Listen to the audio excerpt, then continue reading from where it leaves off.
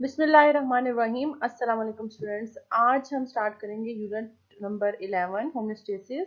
और इसका जो टॉपिक आज हम डिस्कस करेंगे वो है होम्योस्टेसिस इन प्लांट्स। होम्योस्टेसिस की डिटेल में जाने से पहले हमें पता होना चाहिए कि एक्सटर्नल इन्वायरमेंट और जो इंटरनल इन्वायरमेंट है वो क्या होती है। एक्सटर्नल इन्वायरमेंट किसी भी ऑर्गेनिज्म की बॉडी के इर्द गिर्द उसकी सराउंडिंग में जो इन्वायरमेंट मौजूद होती है वो उसकी एक्सटर्नल इन्वायरमेंट है। Environment surrounding the organism from the outside. और इंटरनल इन्वायरमेंट क्या है? With in the organism body. Organism की बॉडी में जितनी भी कंडीशंस होती हैं वो सारी की सारी उसकी क्या बनाती हैं? इंटरनल इन्वायरमेंट बनाती हैं। So the conditions that prevail with in the body of an organism वो क्या है? इंटरनल इन्वायरमेंट है। एक्सटर्नल इन्वायरमेंट क्योंकि ऑर्गेनिज्म की इर्द गिर्द मौजूद होती है तो इसके डिफरेंट कंपोनेंट्स होते हैं। लाइक इसमें हवा, पानी, टेम्परेचर की सारे इसके डिफरेंट कंपोनेंट्स हैं। और हमें पता है एक्सटर्नल इन्वायरमेंट के जो कंपोनेंट्स होते हैं वो मुसलसल चेंज हो रहे होते हैं। The conditions and the components of the external environment keep on changing. Like अगर हम टेम्परेचर की बात करें कि तो एक्सटर्नल इन्वायरमेंट का टेम्परेचर जो होता है कभी इंक्रीज हो रहा होता है और कभी डिक्रीज हो रहा होता है। लेकिन अगर हम बात करें इंटरनल इन्वायरमेंट की, किसी भी ऑर्गेनिज्म की जो बॉडी की जो इन्वायरमेंट है वो क्या होती है, उसकी कंडीशंस जो होती हैं वो मुस्तकिल रहना उनका ज़रूरी होता है। लाइक ऑर्गेनिज्म की बॉडी का जो एक टेम्परेचर है किसी भी ऑर्गेनिज्म की बॉडी का वो कांस्टेंट होना ज़रूरी होता है, ठीक है, जिसमें उसकी बॉडी के डिफरेंट सिस्टम जो है काम करते हैं। लाइक अगर हम ह्यूमन बींग्स की बात करें तो ह्यूमन बींग्स में जितने भी उनकी बॉडी के सिस्टम्स हैं या उसके एंजाइम्स हैं वो कौन से टेम्परेचर पे काम कर सकते हैं? नॉर्मली 37 डिग्री सेंटीग्रेड पर।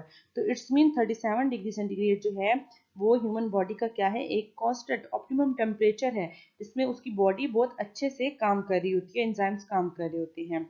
और इसी तरह एक मैक्सिमम जो है डिफरेंट साल्ट का या वाटर का लेवल भी जो है विद इन द बॉडी किसी भी ऑर्गेनिज्म के होना, मेंटेन होना ज़रूरी होता है। तो इट्स मीन के बाहर एक्सटर्नल इन्वायरमेंट चेंज होती रहती है लेकिन जो इंटरनल इन्वायरमेंट है उसका मुस्तकिल होना किसी भी ऑर्गेनिज्म की बॉडी में ज़रूरी है। अब एक ऑर्गेनिज्म जो है वो अगर इस ऐसी एक्सटर्नल इन्वायरमेंट में रह रहा है जो मुसलसल चेंज हो रही है तो वो कैसे अपने इंटरनल कंपोनेंट्स जो होते हैं, इंटरनल इन्वायरमेंट के कंपोनेंट्स, उसको कैसे बैलेंस करता है? उसके लिए उसकी बॉडी में डिफरेंट मैकेनिज्म होते हैं उसको बैलेंस करने के लिए। और वो उन मैकेनिज्म को इस्तेमाल करते हुए जो अपने इंटरनल इन्वायरमेंट की जो कंडीशंस हैं उनको मुस्तकिल रखता है। मतलब बाहर की इन्वायरमेंट जैसी भी हो, जैसी भी चेंजेस उसमें आ रही हो, वो अपने अंदर की जो इन्वायरमेंट होती है ऑर्गेनिज्म की बॉडी वो उसको मेंटेन रखती है। ठीक है, तो होम्योस्टेसिस क्या है? The ability to maintain the internal environment constant is called homeostasis। के इंटरनल इन्वायरमेंट को मेंटेन रखने की जो एबिलिटी है किसी भी ऑर्गेनिज्म की वो क्या कहलाती है? होम्योस्टेसिस। बाहर की इन्वायरमेंट जैसी मर्जी हो तो इंटरनल जो इन्वायरमेंट को कांस्टेंट रखेगा ऑर्गेनिज्म वो उस फिनोमेना को हम बोलेंगे होम्योस्टेसिस। होम्यो का मतलब है सेम, ठीक है, और स्टेसिस का मतलब है स्टैंडिंग, मतलब सेम कांस्टेंट कंडीशन पे जो है उसको रखना। अब अगर हम देखें तो कौन से ऐसे कंपोनेंट्स हैं किसी ऑर्गेनिज्म की इंटरनल एनवायरनमेंट में जिनको मुस्तकिल रखना जरूरी होता है? उनमें वाटर, सोल्यूट और टेम्परेचर हमारे पास आ जाते हैं। ये बहुत ही इंपॉर्टेंट कंपोनेंट है जिनका जो है मुस्तकिल रहना किसी भी ऑर्गेनिज्म की बॉडी में बहुत जरूरी होता है, बाहर की इन्वायरमेंट चाहे जैसे भी फ्लक्चुएट कर रही हो। तो इसके लिए किसी भी ऑर्गेनिज्म की बॉडी में डिफरेंट मैकेनिज्म होते हैं जो कि जब फ्लक्चुएशन होती है एक्सटर्नल इन्वायरमेंट में तो वो मैकेनिज्म जो है वो फिर अंदर की जो इन्वायरमेंट होती है इंटरनल इन्वायरमेंट उसको, उसमें इन कंपोनेंट्स का जो है वो बैलेंस मेंटेन करते हैं। ठीक है, लाइक अगर हम एग्जांपल लें तो बाहर जब टेम्परेचर ज़्यादा हो रहा होता है तो कोई ऑर्गेनिज्म है, लाइक ह्यूमन बींग की बात करें तो ह्यूमन बाहर अगर 40+ टेम्परेचर हो रहा है तो ह्यूमन बींग में क्या फिनोमेना होगा? स्वेटिंग का फिनोमेना होगा, ठीक है, पसीना आता है जिसकी वजह से कूलिंग इफेक्ट प्रोड्यूस होता है, उसकी बॉडी का टेम्परेचर थोड़ा डाउन जाता है, मतलब 37 डिग्री सेंटीग्रेड की तरफ जो है वो मेंटेन होने की कोशिश करता है। तो ये जो स्वेटिंग आना, ये फिनोमेना जो है ये with in the body different phenomena होते हैं जो कि इंटरनल कंडीशंस को मेंटेन करने के लिए होते हैं। तो इसके अलावा जो है बॉडी में डिफरेंट जो प्रोसेस हैं उनमें एक एक्सक्रीशन है, एक थर्मो रेगुलेशन है और एक ऑस्मो रेगुलेशन है जो बेसिकली बॉडी के डिफरेंट कंपोनेंट्स जो हैं उनको मेंटेन रखता है। बाहर की इन्वायरमेंट में जितनी भी फ्लक्चुएशन चेंजेस हो रही हो उसकी निस्बत जो है इंटरनल इन्वायरमेंट किसी भी ऑर्गेनिज्म की इन प्रोसेस के थ्रू क्या रहती है, मेंटेन रहती है। तो एक्सक्रीशन क्या है, the elimination of harmful solutes, के बॉडी से नाइट्रोजनस वेस्ट या हार्मफुल वेस्ट होता है उसका रिमूवल क्या कहलाता है, एक्सक्रीशन कहलाता है। और ऑस्मोरेगुलेशन क्या है, the process by which amount of water and solutes are maintain within the body, के वाटर और सोल्यूट यानी साल्ट वगैरह का बैलेंस जो है, पानी और साल्ट वगैरह का बैलेंस जो है विद इन द बॉडी रखना, जिस प्रोसेस के थ्रू होता है उसका ऑस्मो रेगुलेशन बोलते हैं। और थर्मो रेगुलेशन नेम से शो हो रहा है कि टेम्परेचर का बैलेंस जो है with in the body maintain रखना, वो हमारे पास थर्मो रेगुलेशन कहलाता है। Maintenance of internal temperature with in a tolerable range, कि जितना कि हमारी बॉडी टॉलरेट कर सकती है टेम्परेचर, और हमारे एंजाइम जितने टेम्परेचर पे काम कर सकते हैं उस रेंज में रखना बॉडी के टेम्परेचर को क्या कहलाता है, थर्मो रेगुलेशन कहलाता है। बाहर की इन्वायरमेंट जैसे मर्जी चेंज हो रही हो, टेम्परेचर बढ़ रहा हो, कम हो रहा हो, जो भी हो, तो डिफरेंट मैकेनिज्म जो हैं वो ऑर्गेनिज्म की बॉडी में मौजूद होते हैं जो एक्ट करते हैं और डिफरेंट जो कंपोनेंट्स होते हैं उनको रेगुलेट करते हैं और मेंटेन करते हैं। अब हम सबसे पहले जो है प्लांट्स में देखते हैं कि प्लांट्स में होम्योस्टेसिस जो है उसका फिनोमेना क्या होता है। ठीक है, ऑस्मो रेगुलेशन इन प्लांट्स देखते हैं कि प्लांट्स कैसे वाटर और सोल्यूट जो है with in the body maintain करता है। ठीक है, on the basis of availability of water, plants को जो है 4 ग्रुप्स में डिवाइड किया गया है पानी की अवेलेबिलिटी की बेस पे, मेसोफाइट, हाइड्रोफाइट्स, जीरोफाइट और हेलोफाइट्स। मेसोफाइट क्या होते हैं, meso mean moderate, fights mean plant. Moderate water availability में जो प्लांट रहते हैं उनको मेसोफाइट बोला जाता है। हाइड्रोफाइट्स जो पानी में रहने वाले होते हैं, वाटर कंडीशन में रहते हैं, उनको हाइड्रोफाइट्स बोला जाता है। जीरोफाइट जो ड्राई कंडीशन में रहते होते हैं, डेजर्ट कंडीशन में, उनको जीरोफाइट बोला जाता है। और हेलोफाइट्स होते हैं जो सेलाइन कंडीशन, साल्टी इन्वायरमेंट में रहते हैं, साल्ट वाटर वगैरह में, उनको हेलोफाइट्स बोला जाता है। अब हम one by one in plants को डिस्कस करेंगे कि ये प्लांट्स जो हैं ये कैसे, इनके अंदर क्या एडाप्टेशंस हैं कि ये ऐसी इन्वायरमेंट में रहते हुए अपने अंदर जो है उसके सिस्टम या डिफरेंट सोल्यूट्स और साल्ट वगैरह और पानी के बैलेंस को मेंटेन रखते हैं। सबसे पहले आप जाते हैं हमारे पास मीजोफाइट। डेफिनेशन क्या है, plants that live in sufficient supply of water, मतलब नॉर्मल सप्लाई ऑफ वाटर में रहते हैं, ना बहुत ज्यादा ना बहुत कम, मतलब ये एक्सट्रीम कंडीशन पर नहीं रह सकते। जो मॉडरेट सप्लाई ऑफ वाटर है उसमें ये मीजोफाइट प्लांट्स जो है वो जिंदगी गुजारते हैं। अब एडॉप्टेशंस क्या हैं, कि कैसे एडॉप्टेशन कहते हैं कि कैसे किसी ऑर्गेनिज्म की बॉडी जो है खुद को अडॉप्ट कर लेती है किसी भी इन्वायरमेंट में। ठीक है, तो जब इनसफिशिएंट सप्लाई ऑफ वाटर, जब पानी की क्वांटिटी बहुत ज़्यादा होती है, इनको मिलती है, लाइक रेनी सीजन, तो क्या होता है, stomata are kept open to promote loss of water, excess water. तो जब रेनी सीजन आता है, पानी की क्वांटिटी जो है वो बहुत ज़्यादा होती है, तो इनके जो स्टोमेटा होते हैं इनके लिए इसमें मौजूद, वो ओपन होते हैं। स्टोमेटा में पता है ओपनिंग होती है जिसके थ्रू जो है ट्रांसपायरेशन का प्रोसेस होता है। तो स्टोमेटा जब ओपन होती हैं तो एक्सेस वाटर जितना भी होता है वो इस प्लांट से जो है वो ट्रांसपायर हो जाता है। और इन शॉर्टेज ऑफ वाटर में जब पानी की कमी होती है तो क्या होता है, स्टोमेटा को ये क्लोज कर लेते हैं और ट्रांसपायरेशन का प्रोसेस जो है वो उसको कंट्रोल करते हैं। Control extra transpiration by closing stomata. So इसमें स्टोमेटा की ओपनिंग और क्लोजिंग से जो है वो वाटर लेवल को जो है वो मेंटेन किया जाता है। इसके अलावा body surface is covered by waxy cuticle to prevent water loss, के इनकी जो बॉडी सरफेस है वहाँ पर क्यूटिकल की लेयर होती है वैक्सी, जो कि प्रिवेंट करती है वाटर लॉस को, जो हमने प्रीवियस चैप्टर में पढ़ा भी क्यूटिकल की लेयर के बारे में। ठीक है, पानी की जो अगर शॉर्टेज हो तो फिर पानी की कमी जो है ट्रांसपायरेशन के थ्रू अगर हो रही हो तो फिर उससे बचाती है। ठीक है, और इसमें इसकी कैटेगरी में कौन से प्लांट्स आ जाते हैं, नॉर्मली हम जो टेरेस्ट्रियल लैंड पर रहने वाले जितने भी प्लांट्स देखते हैं, ठीक है, चाहे रोज, फ्लावर, मेज, मतलब ये आप जितने भी प्लांट्स देख सकते हैं वो सारे के सारे जो हैं लैंड पर रहने वाले वो मिजोफाइट की कैटेगरी में आ जाते हैं। चाहे वो एप्पल का हो, मैंगो का हो, या जितने आप ये यहाँ पर देख सकते हैं, मकई का, या जितने भी हमारे इर्द गिर्द जो है मौजूद हैं वो सारे के सारे मेसोफाइट की कैटेगरी में आते हैं। ठीक है। So they have developed no special adaptation to survive in इधर एक्सट्रीमली मॉइस्ट और ड्राई कंडीशन। जैसे हमने पहले ही कहा कि ये मॉडरेट कंडीशन में रहते हैं, ये बहुत एक्सट्रीम कंडीशन यानी या तो बहुत ही ड्राई कंडीशन हो या बहुत ही मॉइस्ट कंडीशन हो, वाटरी इन्वायरमेंट हो, तो उसमें ये जो है वो नहीं रह सकते प्रॉपरली। ठीक है। In fact most mesophyte would not survive if placed in extreme condition, और ज़्यादातर मेसोफाइट जो है ऐसी एक्सट्रीम कंडीशन में सर्वाइव नहीं करते। नेक्स्ट है हमारे पास hydrophytes, plants which live in fresh water, river, ponds, lakes and wetlands. ठीक है।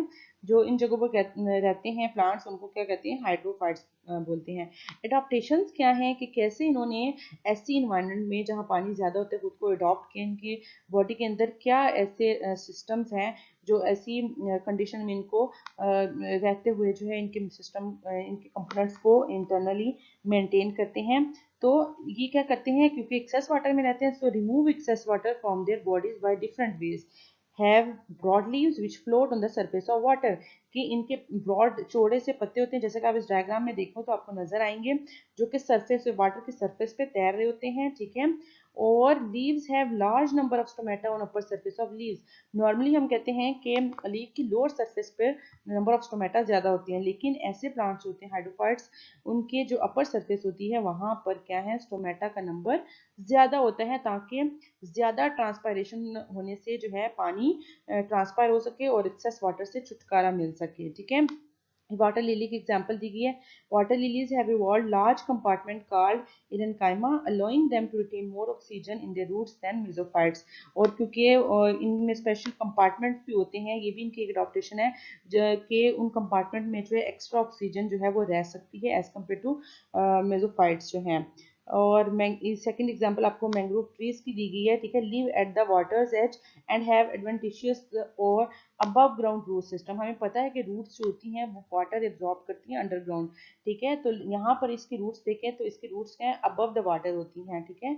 तो इट्स मीन कि कम पानी जो है मतलब ये एब्जॉर्ब कर सकते हैं। अपर जो है अंडर उसमें मौजूद नहीं होती, ये क्या होती हैं, अबव द ग्राउंड जो है इसका रूट सिस्टम मौजूद होता है, ताकि कम पानी जो है वो एब्जॉर्ब ये कर सके। ये भी इनकी एक एडॉप्टेशन है।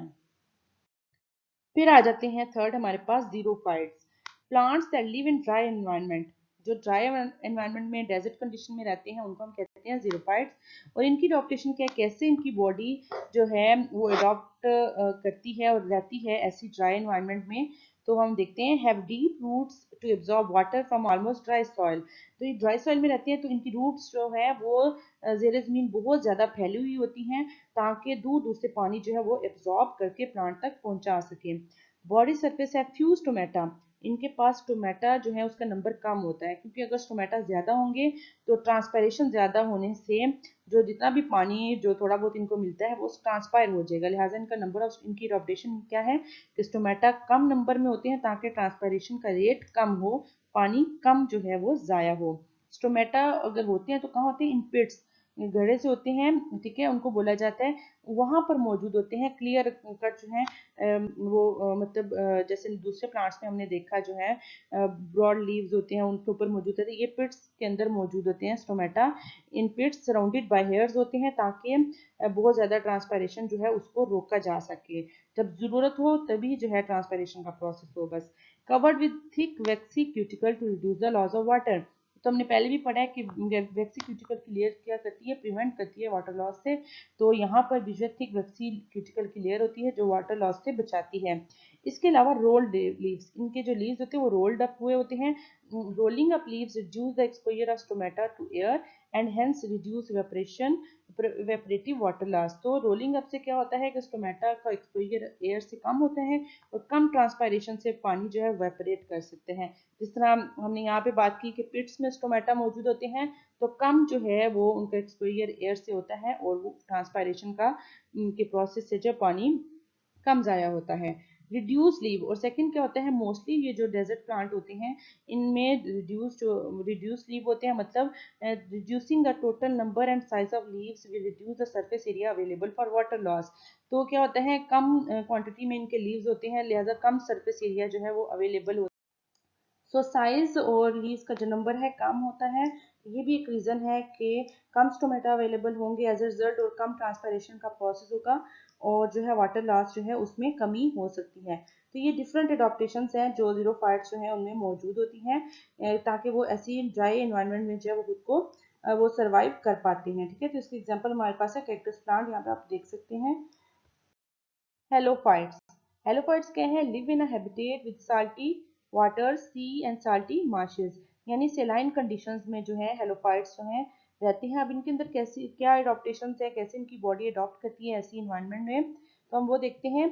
Plant body have less salt concentration as compare to the external environment. जैसे कि हमने कहा कि साल्ट एक्सटर्नल इन्वायरमेंट में साल्ट कंसंट्रेशन ज़्यादा होती है, तो क्या है इनकी इंटरनली जो है साल्ट की कंसंट्रेशन क्या होगी? कम होगी। सो हमें पता है हाई टू लो जो है मूवमेंट होती है कंसंट्रेशन, तो पानी जो होगा, water tries to move out from their bodies into the environment, पानी इनकी बॉडी से आउटसाइड एक्सटर्नल एनवायरनमेंट में जाने की कोशिश करेगा। सो इससे बचने के लिए प्लांट्स क्या करते हैं? Absorb salt from external water by active transport. So water does not move out of the cell, तो प्लांट जो एक्टिव ट्रांसपोर्ट के थ्रू जो है साल्ट एब्जॉर्ब करता है ताकि साल्ट का बैलेंस जो है एक्सटर्नल और इंटरनल एनवायरनमेंट में बैलेंस जो मेंटेन रहे और पानी इनकी बॉडी से बाहर जो है वो मूव ना करे, यानी पानी का शॉर्टेज जो है वो प्लांट बॉडी में ना हो। अब साल्ट की कंसंट्रेशन को कैसे ये बैलेंस करता है? ये तो हो गया वाटर का लेवल कैसे। अब साल्ट के लिए plant can avoid salt by growing their roots deeper into deeper level of soil where the concentration of salt is much lower। सो ऐसे प्लांट में एडॉप्टेशन एक ये है कि इनकी रूट्स जो डीपर सॉइल में होती हैं जहाँ पर साल्ट की कंसंट्रेशन ज़्यादा कम होती है, लिहाजा कम साल्ट जो है और पानी के साथ जो है वो एब्जॉर्ब करके प्लांट बॉडी तक पहुंचता है। और सेकंड क्या है? प्लांट्स में concentrate salt in particular leaves which then drop off. इनमें एक ये भी प्रॉपर्टी है, एडॉप्टेशन है, कि ये साल्ट को पर्टिकुलर लीव्स में, स्पेशल लीव्स में जो है जमा करते हैं और वो लीव्स कुछ अर्से के बाद जो है ड्रॉप ऑफ हो जाते हैं, गिर जाते हैं और उनकी जगह नए लीव्स ले लेते हैं। तो इस तरह जो है जो साल्ट है उसकी जो एक्यूमुलेशन हो जाती है उससे छुटकारा मिलता रहता है। नेक्स्ट क्या है? Salt excretion. इनकी बॉडी के, प्लांट बॉडी के कुछ पार्ट्स ऐसे होते हैं जिनमें कुछ स्पेशल टाइप के ग्लैंड होते हैं, साल्ट ग्लैंड, जो क्या करते हैं कि जो साल्ट होता है उसको इलिमिनेट करते हैं प्लांट बॉडी से। लाइक इनका जो स्टेम का पोर्शन है वो एक्स्ट्रा साल्ट जो होता है उसको इलिमिनेट करता है, रिलीज करता है बॉडी से, और इस तरह साल्ट का बैलेंस भी इनकी बॉडी में मेंटेन रहता है ऐसी इन्वायरमेंट में। इसकी एग्जांपल में आ जाते हैं हमारे पास सी ग्रासेस। सो स्टूडेंट्स, ये तो था आज का लेक्चर जिसमें हमने देखा होमोसिस के बारे में। वो इंटरनल इन्वायरमेंट को मेंटेन करता है चाहे बाहर जितनी भी एक्सटर्नल इन्वायरमेंट में फ्लक्चुएशन या चेंजेस आ रही हों। और उसके बाद हमने देखा कि कौन से मैकेनिज्म होते हैं जिसके थ्रू वो मेंटेनेंस इंटरनल इन्वायरमेंट में करता है। और फिर हमने प्लांट्स के जो 4 ग्रुप्स हैं जिनको वाटर अवेलेबिलिटी की बेस पे डिवाइड किया गया, उनमें देखा कि कैसे जो है उनमें ऑस्मो रेगुलेशन जो है यानी वाटर और सोल्यूट्स का बैलेंस मेंटेन किया जाता है। होपफुली आज का लेक्चर आपको समझ आ गया होगा। इंशाल्लाह नेक्स्ट वीडियो में नेक्स्ट टॉपिक को डिस्कस करेंगे। Thank you.